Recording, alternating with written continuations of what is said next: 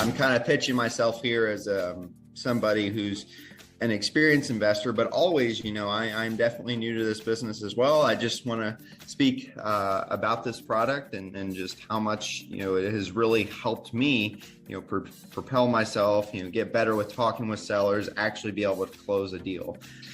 My strategies right now have been primarily direct mail, cold calling, and cold texting. And I've found a lot of success with Real Estate IQ, especially being able to get in front of customers, have engaging conversations. And of course, I'm hoping to use all of that to build my own business and eventually retire off. Excited to be here, and I want to say a big thank you to Real Estate IQ. They have the absolute top leads in the industry and just make investing effortless for all of us as real estate investors here in Texas and obviously everywhere else that they're focused. And I'm proud to be associated with Real Estate IQ. Love what you guys do and love how you all help investors so that we can focus on the thing that makes us the most money, which is the job of real estate investing. I wanted to jump on this morning and give a shout out to Real Estate IQ. I began my journey with them a few years ago, just using some of the more basic products, the off-market leads.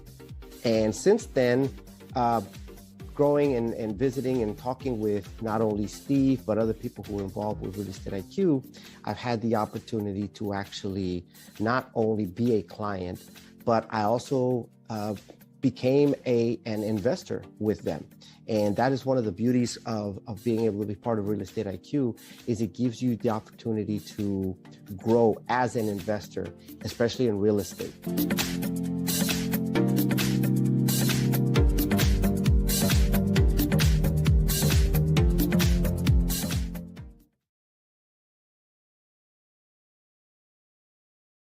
Welcome to your 3-minute update on the U.S. real estate market as of late June 2025. Let's take a look first of the market overview.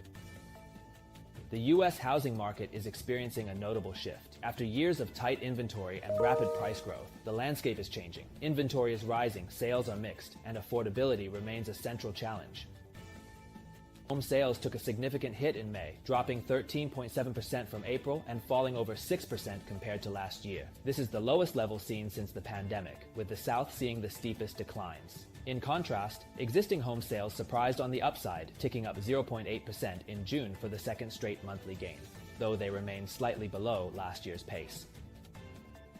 Inventory is building across the country. There are now over 500,000 new homes for sale, enough to last nearly 10 months at the current sales pace. This marks a clear move toward a buyer's market, especially in the South and West, where new construction has outpaced demand. For sellers, this means more competition and a growing need to price homes realistically. About 40% of homes are now selling below asking price, and price cuts are increasingly common. Despite the inventory surge, prices are still edging up. The median new home price is $426,600, up 3% from last year. Existing home prices are also rising, with the median now at $422,800. However, with more homes sitting on the market longer, the pace of price growth is expected to moderate. Mortgage rates have dipped slightly but remain high, with the average 30-year fixed rate.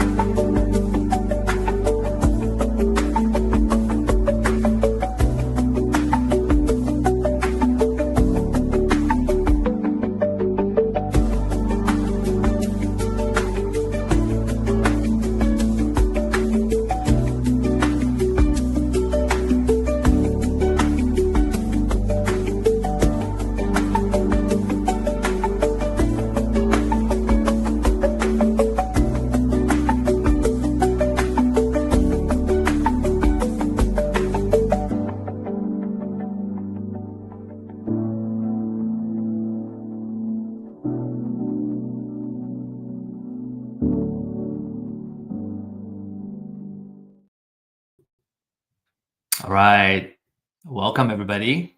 And I'm back at our home base now. Got a lot of items to kind of share from our trip. My trip We actually went to see a couple of properties in Temple and Lago Vista, which is close to Austin, and then swing by Houston, and actually also met with Tamla and saw a couple of these properties that we've been talking about, but kind of putting my eyes on the house and kind of seeing the progress. So we'll be sharing some of these in a little bit. Now, let me just do a quick introduction. So this event is brought to you by our host organization, Real Estate IQ.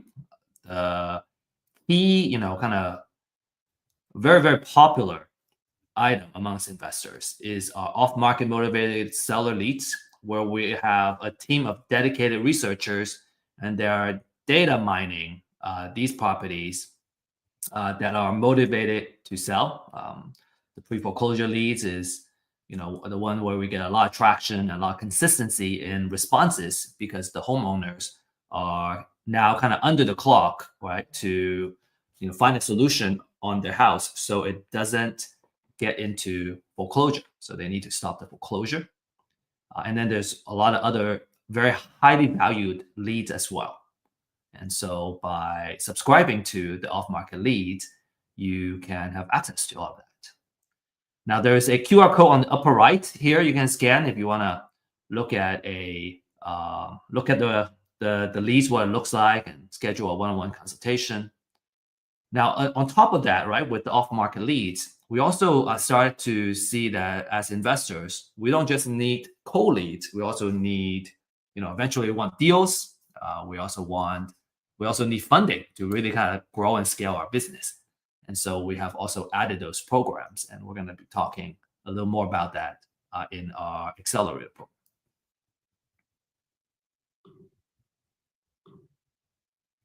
Success stories. Brian got his first deal for $10,000 profit. We always say, a typical value for a wholesale deal is about $10,000. And, lo and behold, that's exactly what he got on his first deal. He actually shared a whole story with me of helping this lady that was going into foreclosure and kind of walking through the ups and downs of the entire deal to kind of bring it all the way to closing and making his profit. And he says it just very fulfilling, and that having access to our leads is a game changer. Okay, Chris, consistency, right, on the leads, and I also want to kind of echo that. Is we try to do lead generation with advertising and direct mail, all kinds of lead gen method, outreach method.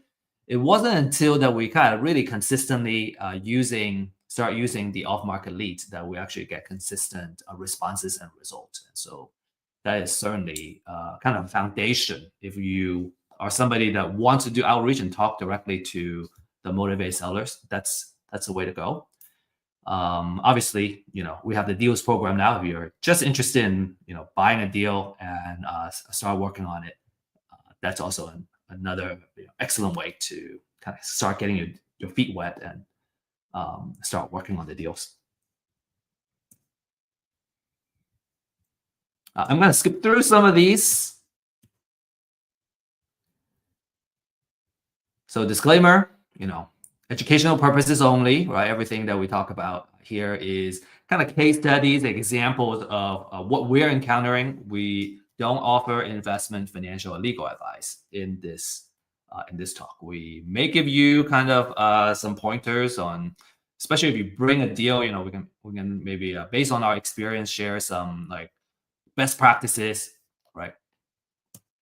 And we also want to encourage you to join our class. We have this MAP class where we're actively spending an hour together to work on outreach and working on the deals. I also started using this time as our office hours. So anybody that kind of have questions on their deals, I just kind of give them advice there. So that's on Fridays at 9:30. We'll also have a slide towards the end to kind of talk about all the events that we have towards the end of the week.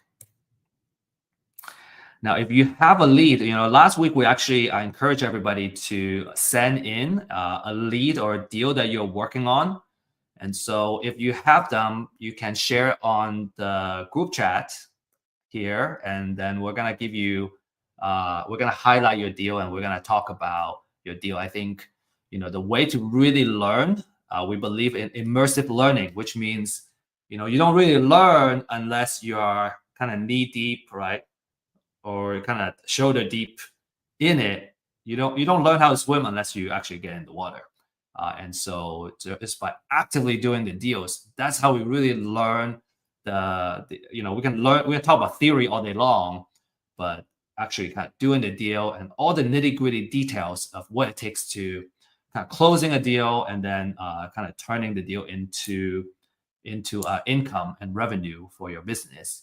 That's what we focus about. So if you need help closing a deal, send it to us, and we'll use that as a case to kind of teach you how to do the deal. Today we have 3 speakers. Randy is probably in our background. We're going to have some funding topics in the future, and Randy's going to join us and share some funding expertise that he has.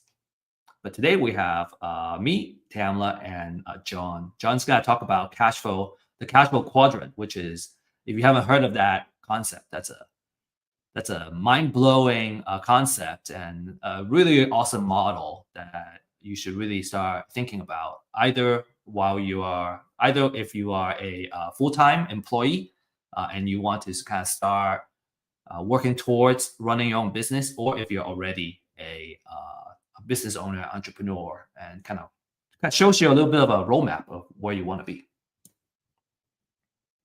So we just spent the first 7 minutes with intro, and then we're going to talk about a couple of market updates and some of the deals we saw. So today, what's interesting is we're not going to give you an update on the existing deals right now, but some of the deals and appointments that we saw. I have three cases that we'll be sharing today, and then we'll have the feature topic that's John's topic on cash flow quadrant, right? How to build wealth, and what does it take to really be successful as an entrepreneur. And then we'll end with Q&A and our closing. So a couple of market updates. All right, home price growth has slowed down. We're seeing currently pricing growth of just a little bit of plus 1.2%. And the inventory nationally has been highest since 2019, excuse me. And that actually creates very interesting phenomenon with the investors. We're seeing investor activity accelerating for the single family space. In the third quarter, investors bought 30% of single family homes, up from 27%. And that also means that there are now higher competition for these motivated seller leads, right? As we know, realtors are also targeting folks that need to sell their property. And that has always been the case. But now investors are now also coming into the game and want to compete for these leads. If you have kind of personal story, feel free to share there as well. So now we're going to welcome our first speaker, Tamla. Hi, Tamla. Good to see you. Hello, everyone. How are you? I am good. It's a beautiful day. Beautiful day. I love your painting in your background. That's always thank you. Always kind of gives me that energy. I love the color. Okay, so we went to an appointment last week. This was last Tuesday or Wednesday. Last Wednesday. And these are all the pictures that I have here on this slide. So this was a motivated seller. He is going through pre-foreclosure, and we went there and met with him. Tamla, you want to kind of share your perspective, and then I'll add in here. This was a cute little house, and I call it a cute little house. This was what I would consider a first-time home buyer's home. The positives about the house was that it did not need a lot of work. It had been fairly well taken care of, and it basically needed a really good cleaning and paint, some fence repair, and a little landscaping. But overall, it was in great shape. There, if I remember correctly, though, I think it was going to need a roof. Yeah, We look at so many, I sometimes have a hard time remembering everything. The negatives about the property was it was on a busy street, and there was commercial property basically next door, very close by. A good rental area. And also, like I said, it would have been a very good first-time home buyer's home. Unfortunately, we were not able to help the owners of this home because of a divorce situation, but it would have been a very good property for a rental house or to flip to a first-time home buyer's home, and you wouldn't be putting a lot of money really into it. The more than likely, the insurance would have paid for a new roof, and we would have negotiated with the insurance company and the seller on this and probably paid the deductible. If he would have transferred the proceeds from the insurance for the roof, he would have transferred that over to us, which we would have negotiated in the contract. Then we would have paid the deductible for the roof and would have gotten a new roof on the property. Other than that, I wish we could have helped the sellers, but unfortunately we could not. Really big backyard, which was nice. And I really want to highlight, and the reason I chose this case is because it didn't work out. I wanted to kind of maybe also highlight for our audience here is not every deal works out. A lot of times maybe we showcase the ones we were able to successfully acquire. In this case, in particular, there is a kind of pending divorce situation. Husband and wife, they're still married at this time, but they were fighting. There was a lot of kind of anger and bitterness towards each other, and we just were not able to kind of get both the husband and wife's consent to proceed with this deal and really help them with the foreclosure. So it's an unfortunate situation. Very, very unfortunate situation.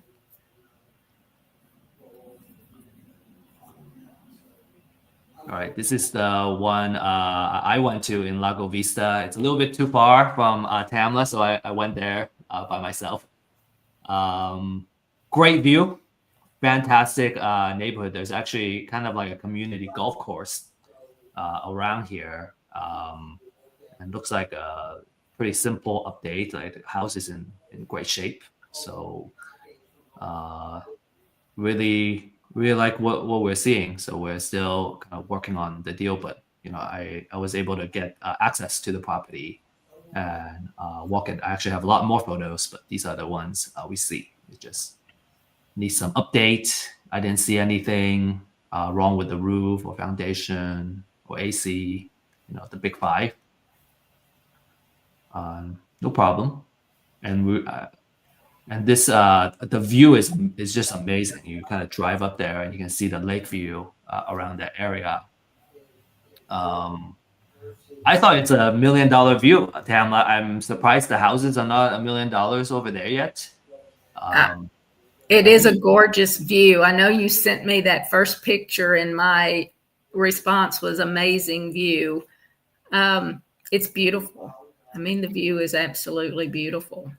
And the house is not bad either.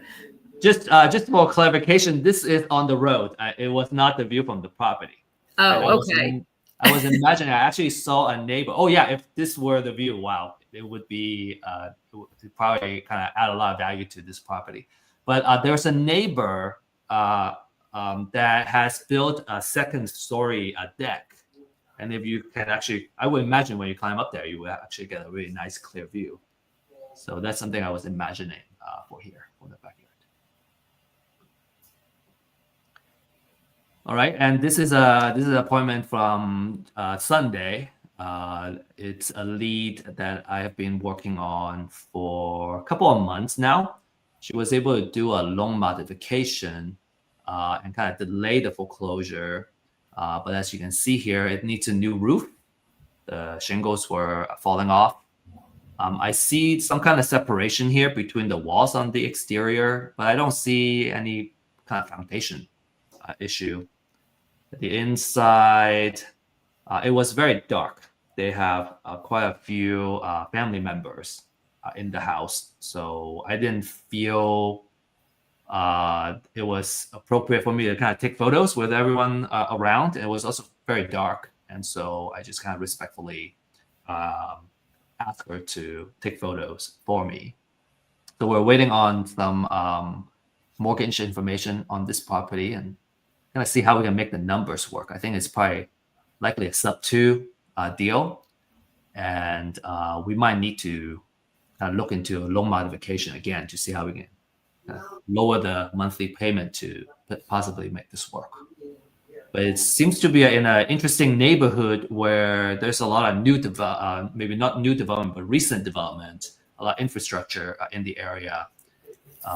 It may make a good rental for some folks. So if you have questions or comments, feel free to kind of bring it up now. We had a homework for everybody, which is to bring a deal. If you have a lead or a deal that you're looking at and you want some expertise in looking at the property, now is the time. And if you haven't, you can bring it next week.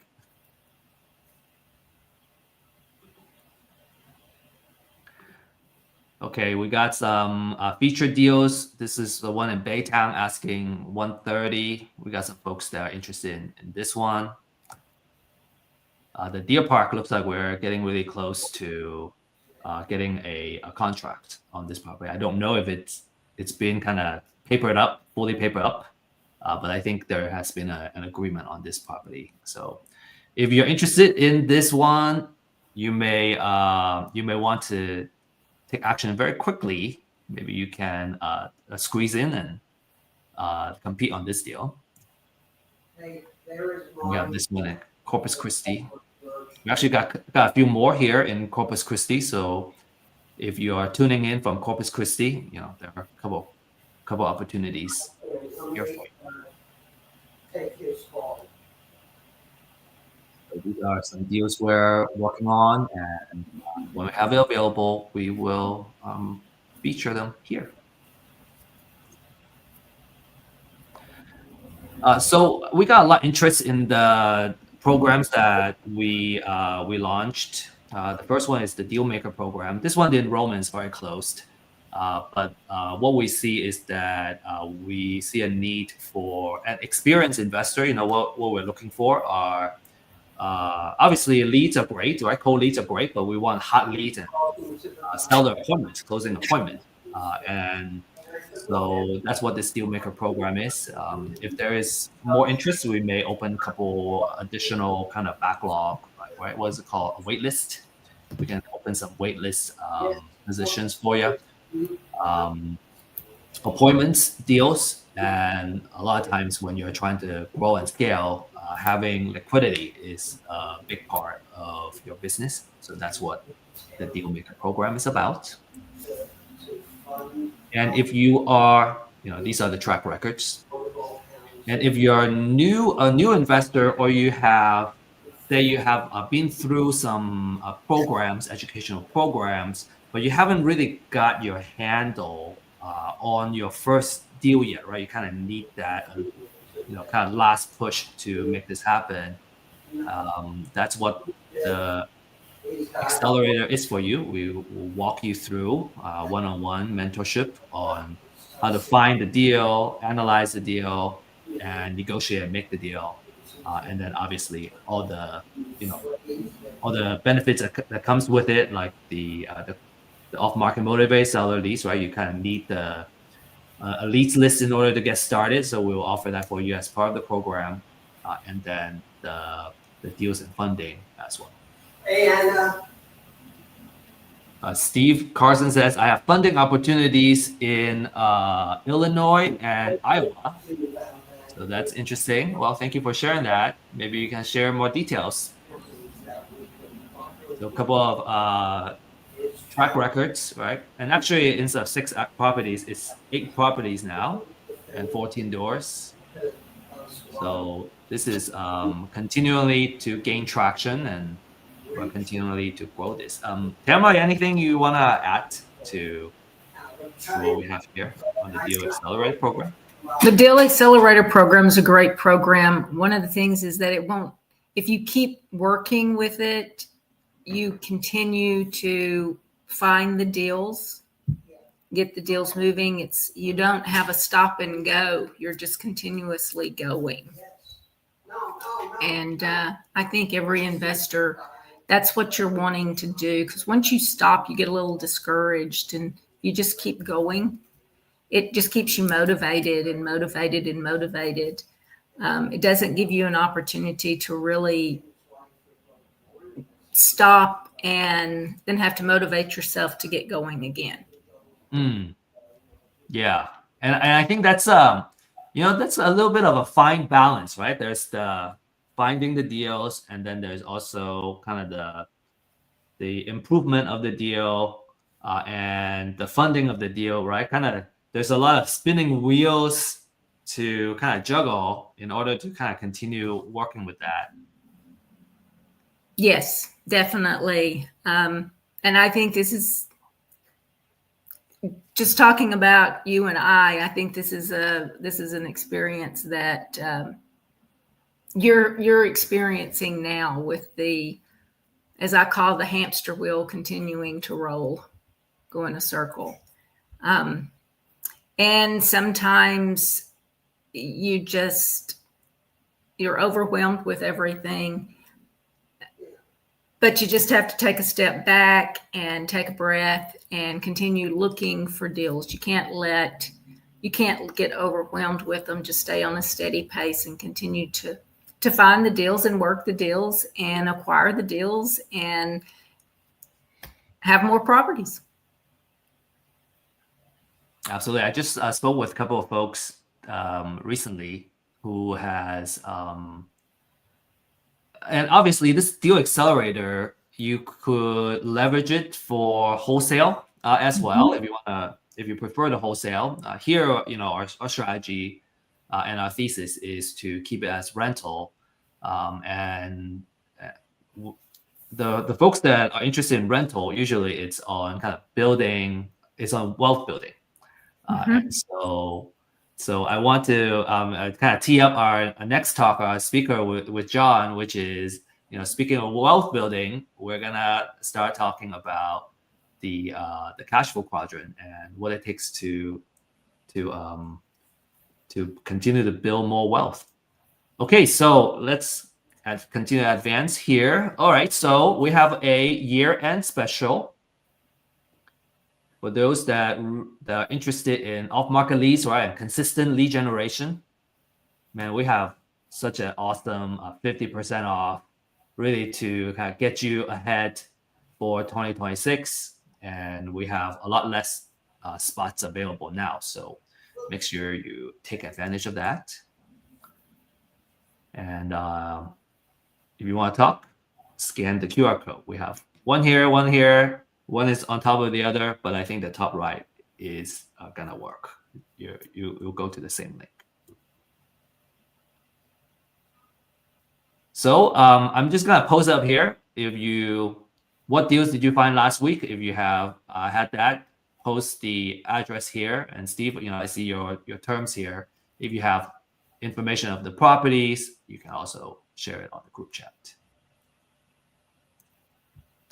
All right, next, without further ado, I'm going to introduce our next speaker. Thank you, Tamla, so much. Welcome. John Huang is our executive partner at Real Estate IQ. Super knowledgeable in finance and investments and real estate investment, and also kind of team building. So just all around, I have a lot of respect for John, and he's just a big brain, and we're so fortunate to have him joining us here to share with us the really awesome topic on cash flow quadrant.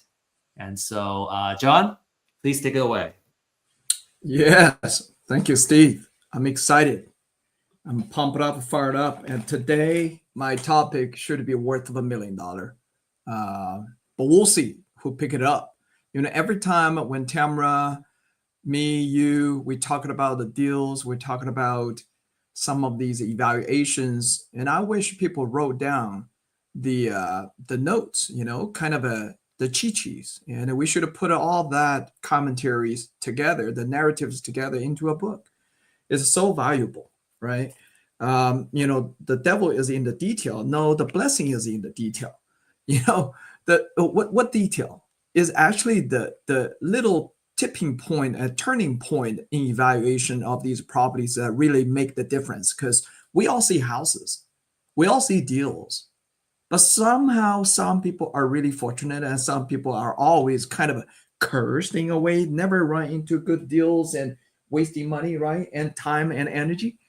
And blessing is in the detail. And, today I'm going to share a little bit about the detail. It might be a little bit of kind of eye-popping, but I wish it's eye-popping for you. Okay. For instance, let me point out the flyer Steve just shared was outdated. It was an old one. Okay. The barcode doesn't work, and then the date is already over. But it's okay. We saw it, we fixed it, right? And our team failed to get that updated. So essentially, there is a new one I'm going to post at the end of my talk. Okay. So don't worry about it. So let me share with you the cash flow quadrant. There was a game, and literally a board game called Cash Flow 101. I don't know how many of you played.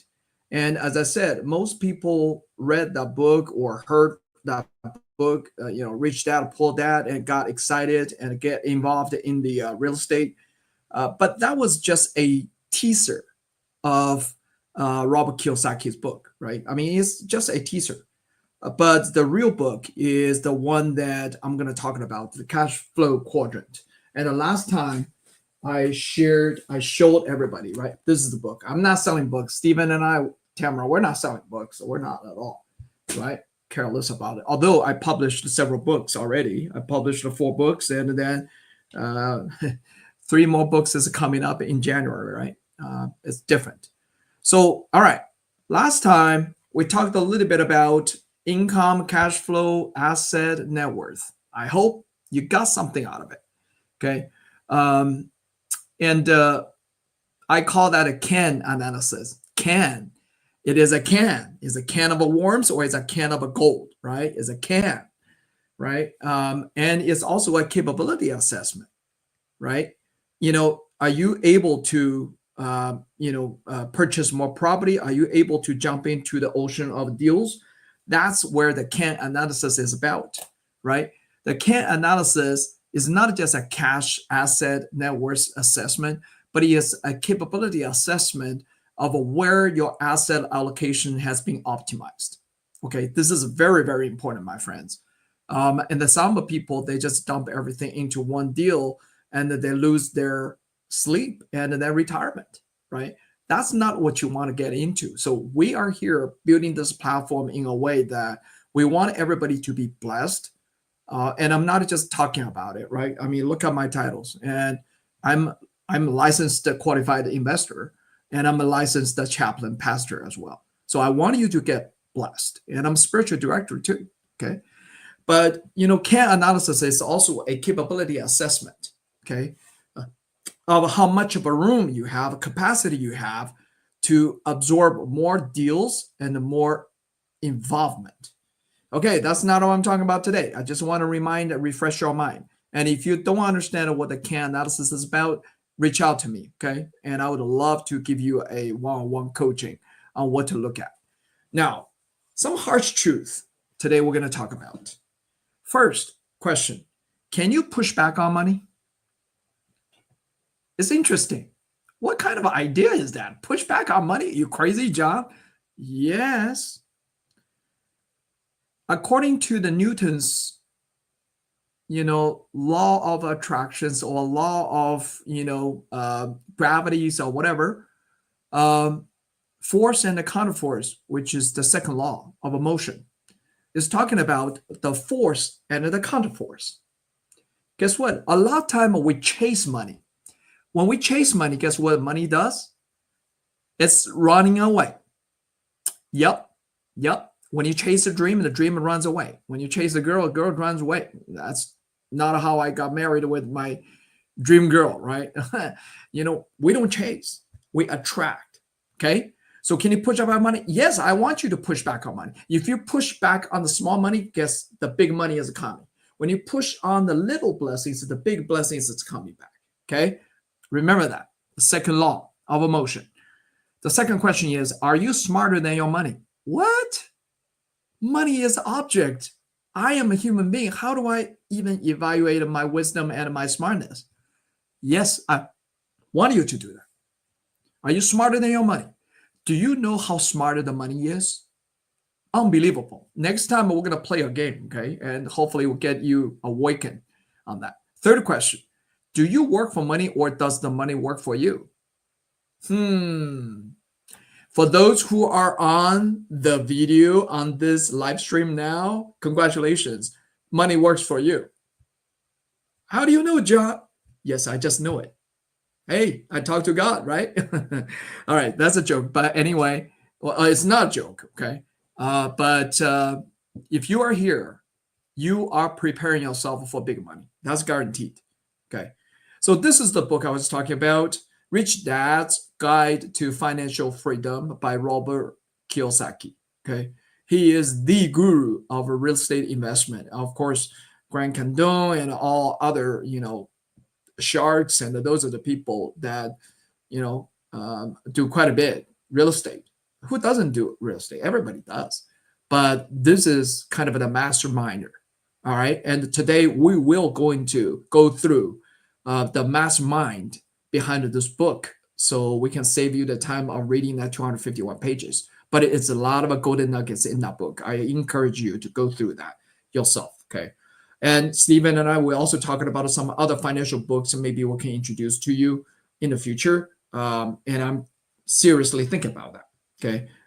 Regarding investment, regarding financial products, derivatives, and all that, terms. For instance, MBA, right? Yes, I have an MBA. Steve has an MBA as well. That's a, Master of a Business Administration, right? But there is another meaning. And that's what this platform is for. It's called a massive bank account, MBA, okay? But there is a third meaning, since we're in the real estate. It's called mortgage-backed asset. Have you ever heard about that? Yep, today we're going to talk about that. Is that essentially people borrow the mortgage and it's a bunch of a debt is packaged all together into a derivative product that is being traded by the banks, okay? And it is actually it's actually a very well sold commodity on the market, okay? So MBA, all right? It's not master of a bank account. It's not master of a business administration. It's not. It's a mortgage-backed asset, okay? So if you want to understand this, I worked in the investment bank for years, right? And private equity as well. So I know something that you probably don't get to touch every day. So educating you with that knowledge and then fill the gaps for you is our goal. Right. So I'm not talking about real estate deals. Steve is going to, but I do evaluate the market. Okay. Real estate market, investment market, and all that. And we have opinions. And because of the licensing issues, I'm not allowed to share that publicly because this is a streamline. It's a live stream. So I can't. But privately, I can give you coachings on that. I read, stock market, and I read all these stuff. And I give opinions, right? And help you to evaluate your investment strategies. And we look at your deals, Okay, all deals. It doesn't matter if it's picking the school for your children. That's a deal. Picking the wife, that's a deal. Picking the boyfriend, that's deal. And real estate, that's deal. Getting a good car or bad car, that's a deal. We talk about these deals, right? And find a job, you want to switch job, and that's a deal, right? We talk about these deals in the future. Okay, so hopefully we build this Thursday meetup more fruitfully and then enrichingly abundant to all of us. Okay, so let's take a look at the deals. You need to know what is your need and what is your want. Okay, needs are the things that you must have in order to live or advance in your work, in your life. And your needs is a basic consumptions like a food, clothing, shelters, all that, right? And what you want is the something that you would like to have but can live without. That's what you want to make a life more colorful, tasteful, joyful, right? And it's non-basic. So investment in the real estate, is that a want or is that need? And most of us put it as a want. That's why a lot of people are not serious about it. Okay, you know, if you're not serious about it, guess what's going to happen? It's going to run away, right? So just want to bring that up. Some of the terms we need to get familiar with in understanding the cash flow quadrant: income, expense, asset, liability. Okay. So income and expense, that is what's supposed to be the income statement. When you do real estate investment, when you do stock investment, you got to look at the income statement, right? And that is extremely important. Like we rent to someone, right? We just finished renting another property lately. And then we sold a property, a pretty big property, 2-acre land in one of the best district to rent and all that. But then we ran a really good one in a good district as well. We look at that person, the tenant's income statement. Okay, make sure that he can afford it. So that's what the income and expenses is about. The next thing is about a balance sheet. Income only tells me you have a cash flow, but I wanted to know if your cash flow is falling into a black hole or is it generating something called asset, or it is generating a bunch of liabilities. Okay, so what is asset? What is liability? Okay, so what is income? Income is a paycheck, dividends, interest, rents, loyalties, profits, you know, mineral rights, and all that stuff, right? Those basically advances for people who are doing businesses like selling car insurance or life insurances. You need to understand what advances is. Okay. It's not the client's money. It's actually the money, insurance company's money, prepaid you from their profit, right? Okay, so that's income. So what is expense? Expense that includes what? Tax, rents, car, fuel, food, all that. That out of your pocket is going to go away and then disappear. That's called expenses. Medical, that's expenses. Okay, daycare is expenses. But for business owners, expense is not good or bad. Not bad. Okay, not bad. Buying a new car, that's okay, right? Insurance, that's expense, right? Okay, so we got it. That's expense. So money go away, right? But what is liability? So a lot of people mix expense with liability. There are two completely different concepts, okay? When you borrow money to acquire something, that's called a liability. That's debt. And when you use your cash to buy something, that's called expense. Okay? What does a liability do? Liability, they can help you to deduct your expenses. Okay? And deduct your business expenses and actually generate additional revenues for you. And usually it's called leveraging. So mortgage, car loan, credit cards, or school loans, all these are liabilities, or private loans and hard lending loans, right? So what is an asset? Now let's talk about asset. Asset includes all the real estate, business, intellectual properties, notes, your books, your stocks. Interesting. Some of the items that you don't see here, right? Because we need to clarify what is an asset. Very, very important. Very, very important. Because a lot of people, as we speak, made a mistake and consider certain items as asset, but it turned out to be a problem. Okay, so here is the definition, everyone. I got you, really important concepts here to write it down or remember, because these two definitions have changed my life since 20 years ago, completely changed my life. So assets put money in your pocket. Liability takes money out of your pocket. Okay? Wait a second. Takes money out of my pocket. Isn't that expenses? Yes, it sounds like. But it has some value to it. Okay? And liability is a completely different concepts. Okay? Remember last week I talked about, buy and borrow and die, BBD concept. Anybody remembers that? BBD? Buy, borrow, die. That's a great concept, whereby there is a liability, there is no expense, there is no money, there is no income, there is a borrow.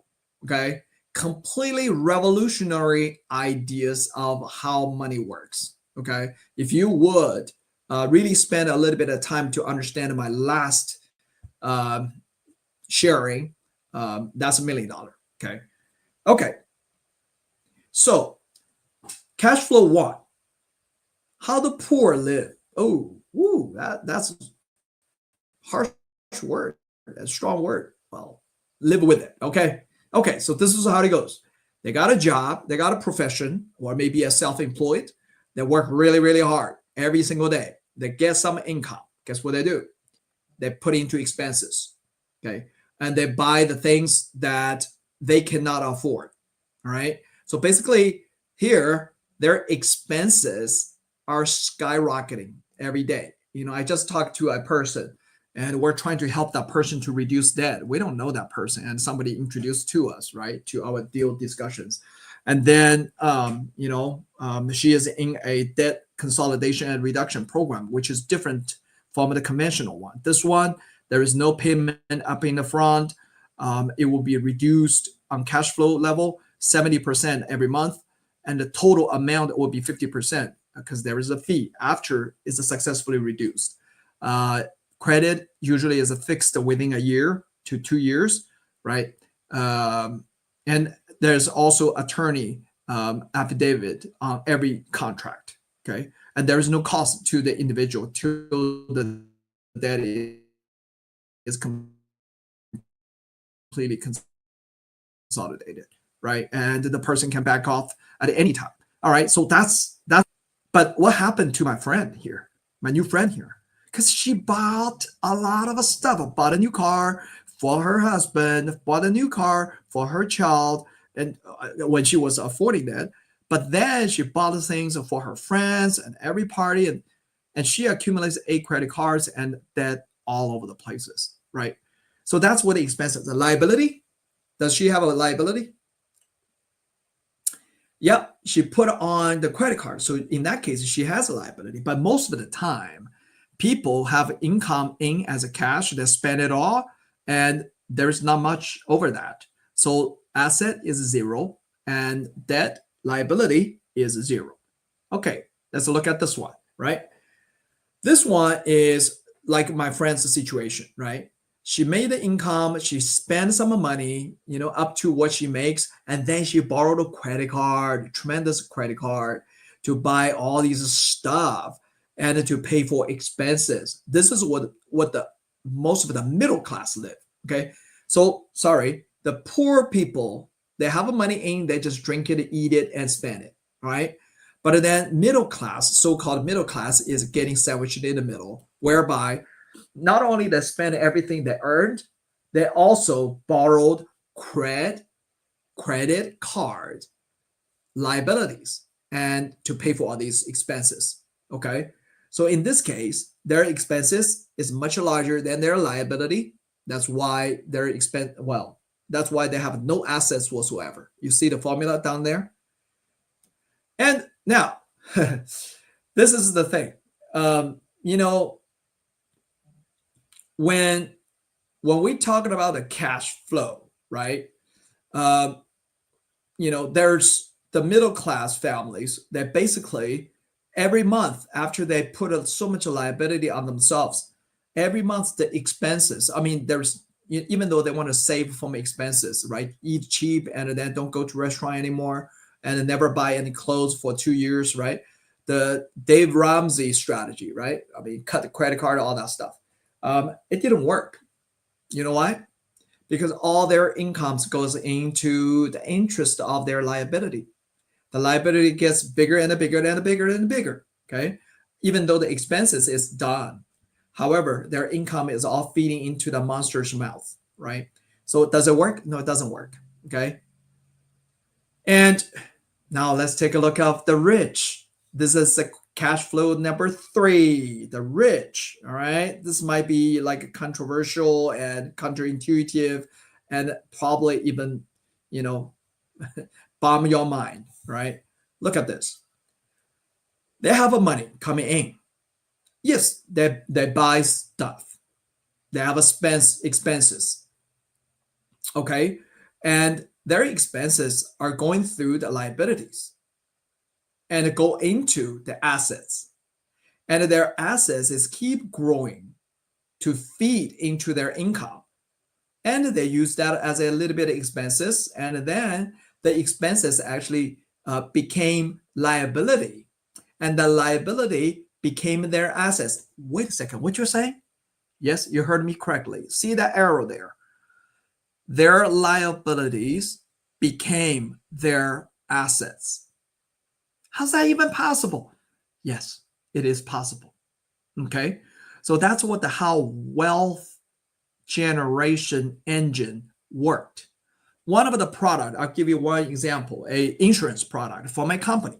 I can't mention the name of the company, otherwise it's becoming an advertisement. I don't even work for them, right? I don't even do with them. That company allows you to borrow money from your life insurance. And even when you use the money, that life insurance cash value still grows according to the market. So whatever that you borrowed out still continue to grow. Interesting, huh? So basically you can spend the money, no tax or no nothing, right? And you don't have to pay interest or whatever. I mean, you have to pay 2 point something interest to yourself, okay? To your own asset. But then when you borrow the money out, say you borrowed $50,000 for real estate, whatever, to do real estate deals. Now $50 is not it didn't become a vacuum. It's a still growing value while you spend it all, right?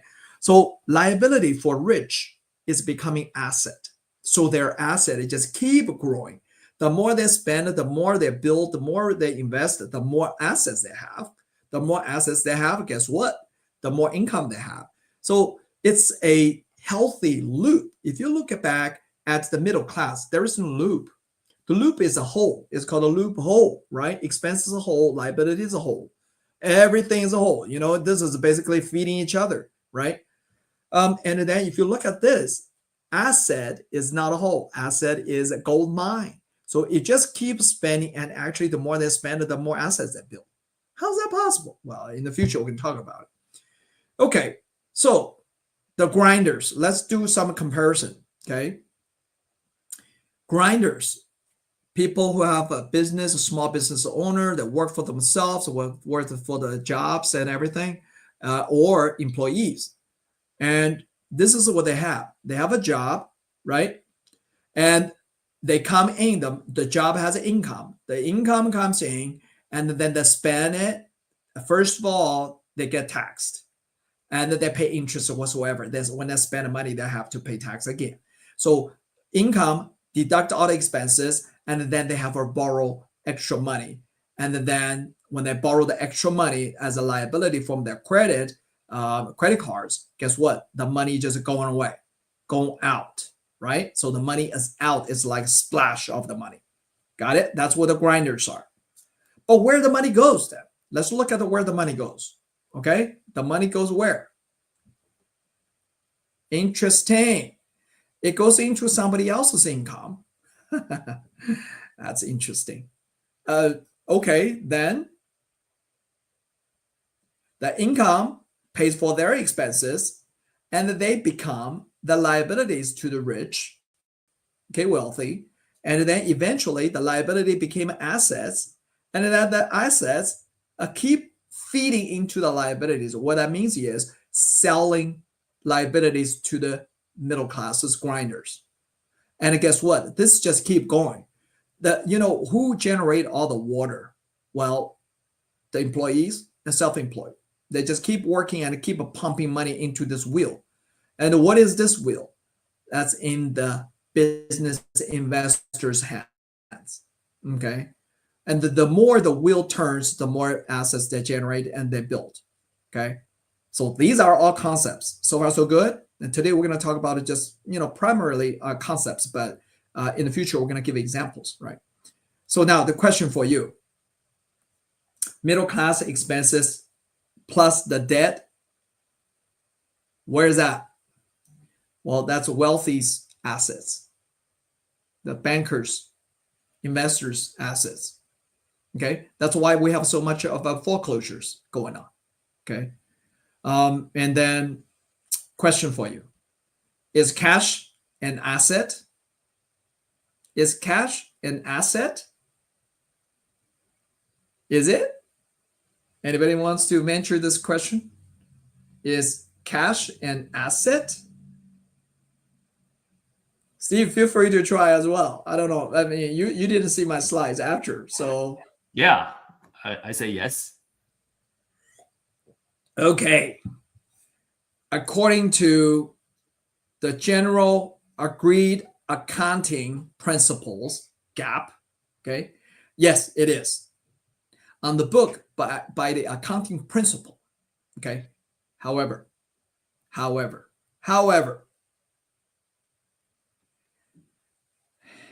savings and cash is actually an expense.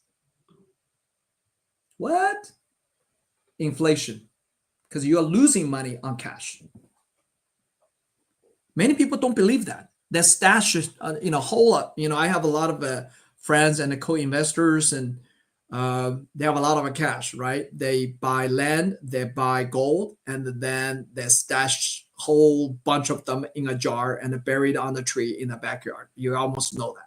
Okay, or in the walls, okay, behind the toilet. I mean, you almost know, instead of a gun, they put cash behind the toilet. I know a bunch of these families, right? Too bad. Inflation is reducing the value of your cash. So basically, cash is an expense. Interesting. It is an expense that buys your future. Okay, if it's this is a little bit abstract concept, right? But it's not, it's not really an asset for you at this moment, okay? Unless it brings money into your pocket. Remember the definition? What is a liability? Taking the money out of your pocket. So the cash you put on your hand. Let me show you. Oh, this is so funny.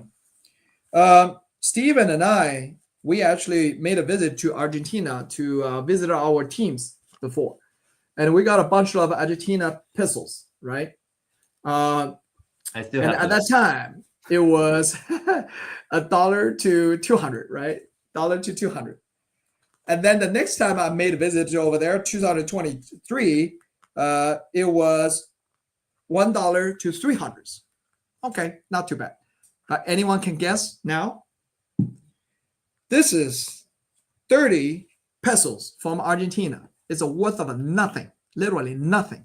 Okay, it's a 1,000 pesos to $1 now. Okay, what is that? That's inflation. Okay, so you got that. Now let's look at this. What is a free? What is a fair? We are taught, even the education system teaches us to be good employees, right? To go to good schools, to make a good grades, and find a good job. We work hard for 40 years. So, 40 hours a week, right? And maintain good credit, right? So that we can consume a lot of stuff. That's the whole training that we got, okay? That's the whole training we got. Exactly like this one, okay? Work for somebody else, spend all the money, and money doesn't solve the problems because money management is the problem. Okay. And it goes on. And some people work for themselves to get a, whatever license or whatever, they work for themselves. It seems like to be a dream. American dream is like to be working for yourself. Yes, but there's a problem. Okay. It becomes a rat race. And then I don't have enough money. I don't have enough time. I don't have enough idea. I don't have enough customers. I don't have enough trust. And I'm afraid of failures, especially during the COVID-19. How many self-employed shut the door? Okay. So now I'm going to break the silos for you to look at it differently. Working for Coca-Cola, the CEO of Coca-Cola, he makes about $9 million a year. Pretty good money. Yay. Right? We don't even make a structure out of it, right? But if you look at the investor, Warren Buffett, he makes what? $500 million a year. And what does he do? He bought the stock from Coca-Cola and he drinks Coca-Cola. Guess what? Every bottle he drinks, he makes money, right? He makes money. And essentially, this smart guy who makes $9 million works for Warren Buffett. And Warren Buffett doesn't even pay for his salary. That's the concept of investing. Okay? That's the concept of investing. So that's what we see. Own the business, become an investor. You let business to make money for you, and you let money work for you. Okay? So, of course, as investors, you benefit from a lot of tax benefits. Okay? And how do you become investors and business owners? You got to leverage the 3 OPs. Other people's money, other people's network, other people's time, and other people's smartness. So that's why we build a system to do it. Like our Thursday events, we wanted to, work together with a lot of smart people so we can leverage each other to build this wealth wheel. Okay, wealth wheel. And the financial stages has 3. Number 1, man at work. Number 2, man and the money at the work. Number 3 is the money at the work. Where are you? Where are you, my friends? And we're probably here. Number 2, most of us are 2, right? Man and the money at the work.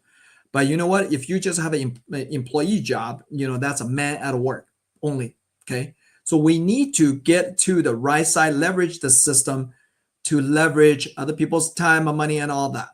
So for instance, Bill Gates, I don't know if you like him or not. I don't like him anyway, right? He got busted for this climate hoax, right? Now he's focusing on health hoax. I mean, he's not a good person, but look at his example. He employed a lot of people, 30,000 people, right? And guess what? Every day of his 8 hours is equivalent to 240,000 hours, which is equivalent to 3 people's life. Every day is 3 people's life.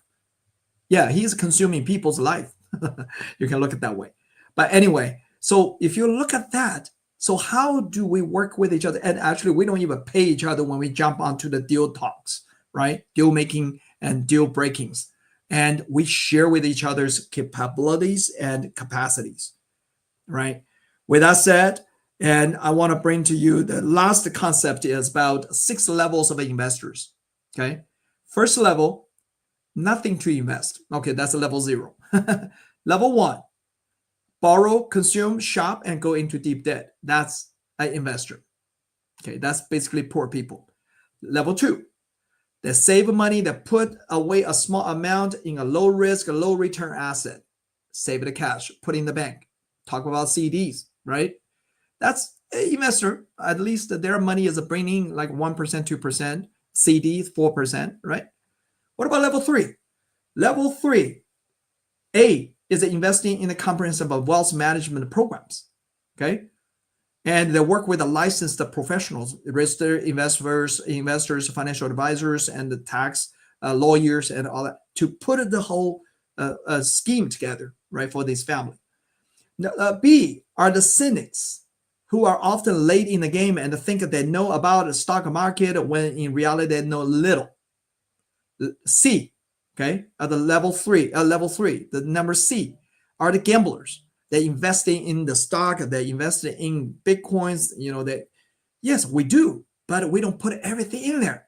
What's the difference between smarter investors and gamblers is we average out and allocate our assets in an appropriate way, and we leverage our liabilities for our wealth in the future.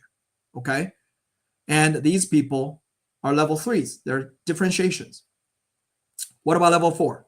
Long-term investors, they have a clear goal, plan, and strategy, and a good habit as well. Level 5 are sophisticated investors that seek a comprehensive wealth management strategy, and they know how to play the game and follow the coaching from a proven successful winners. Okay. And number 6, the capitalists. This is where, the Kennedys and Rockefellers and the Fords and the, Johnsons and all these, Schwabs, they invest in the advancement of their knowledge of themselves and the people, right? That's where they get a lot of deals, a lot of wealth, generation after generation. So the question for you, my friend, is, are you planning for your good life, or are you planning for your generations to come's good life? Remember, I compared the two family, Jukes, right? That's one family. Edmonds family, right? Okay, I want to bring in the right flyer for all of you, right? We do have the good deals going on. Again, we're not even selling or advertising these deals. Okay, this is more like a give back, right? At the year end, and we really do hope that you understand that 2025 is the year of real estate investment. Okay, and the next year too, up to the midterm election. Okay, usually up to the October of mid-year election. So make sure you take advantage of these deals till November 10th. It's coming up pretty soon, right? And the deals, basically you get 60,000 leads every month. Yep, you don't use up them, that's fine, right? And if you don't use up them, you can actually resell it to somebody else, and we like to split profit with you, okay? And if you help someone to sign up with our deals, we'll give you a commission, right? So with that said, folks, bring deals in, and if it's a real estate or any other deals, bring in to our deal talks, and we love to help you, okay? And we love to make money with you together. With that said, I will yield my stage back to Steve. Hey, thank you. Okay, speaking of making more money, we got more events coming up to talk about how you can make more money. Tonight we have the band designs class at 6 p.m. Central Time. Then we have tomorrow we got 2 events. One is on Deal Makers Meetup, right? Like I said, we're gonna be working, actually spending time to do the work, right? We talk a lot, and now it's time to take it into action, yielding results, and that's what the MAP Meetup is about. Then we have the Friday open house, and then a rerun of the band design. Okay, so 4 events, right? We have 5 events every week, and so make sure you join and attend these, right? Network with each other, and let's create some value and make more money. And if I may, folks, if we ask you to bring deals is too much of a demand, how about you have the deals for you? What I mean is, if you have a properties on your mind that you think is worth looking at, and you got no time, you got no experience, you got no energy, right?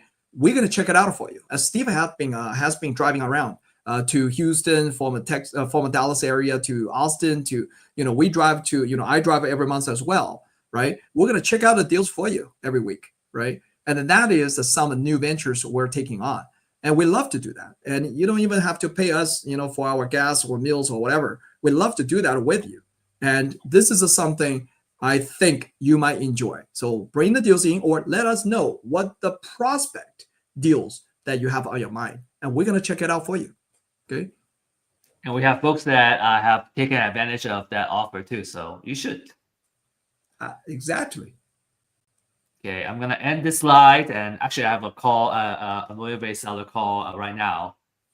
Take action. Just do it like us, and just look for opportunities and enjoy your real estate journey. Thanks, everybody. Have a great rest of the week, and we'll see you guys in our upcoming events soon. See you, everyone. Bye, Tamla. Bye, everyone. Bye, everybody. God Good to see bless. y'all.